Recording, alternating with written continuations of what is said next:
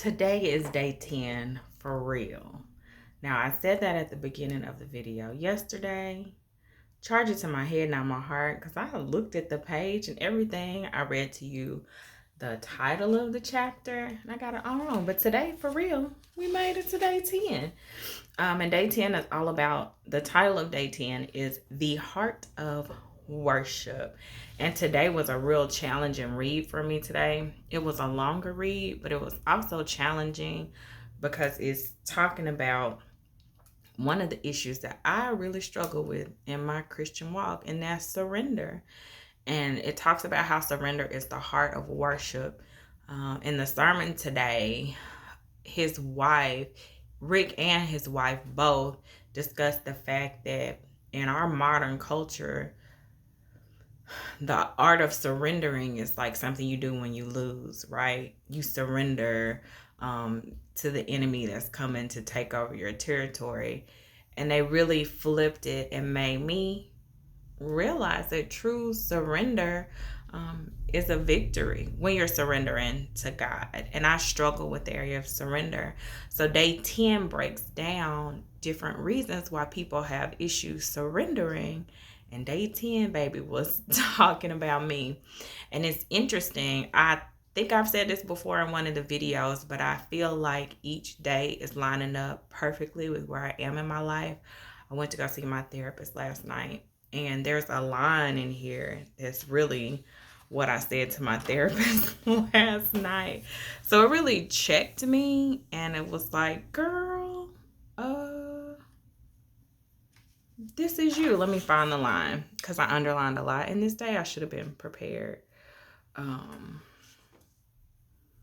do this every time.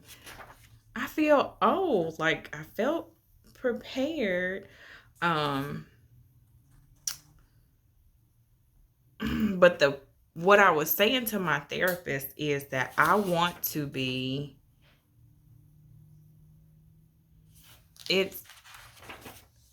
okay, here it is. In the book, he's talking about surrender not being easy. And I was telling my therapist last night, I really want to be a person, because I personally right now, I'm dealing with a personal issue. Like, I want to make the right choice.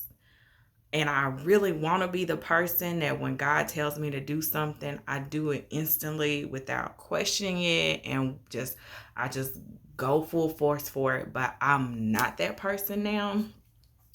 But in the book today, in today's chapter, when they were talking about surrender, he's talking about Jesus being in the Garden of Gethsemane before he's going to be crucified.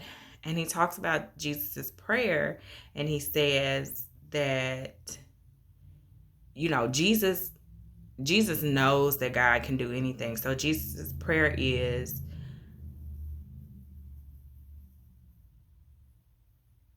basically, he paraphrases it, that God, if it's in your best interest to remove this suffering, please do so. But if it fulfills your purpose, that's what I want to. And so that stood out to me, because that's what I was telling my therapist. Like, I want to get to the point where I'm like, okay, if this is my cup in life, I'm going to take it. But I'm not there yet. I'm not there yet, y'all.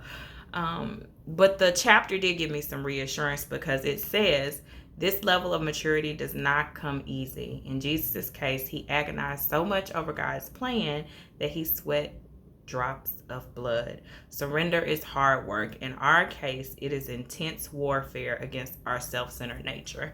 And I have a real self-centered nature. So today's chapter was hard for me to read, not because I couldn't understand the concepts, but because they really do challenge me, and they're very present in my everyday life. There are issues that I am really struggling with right now. But I think overall, the thing that I got out of it was, who better to trust with my yes than God?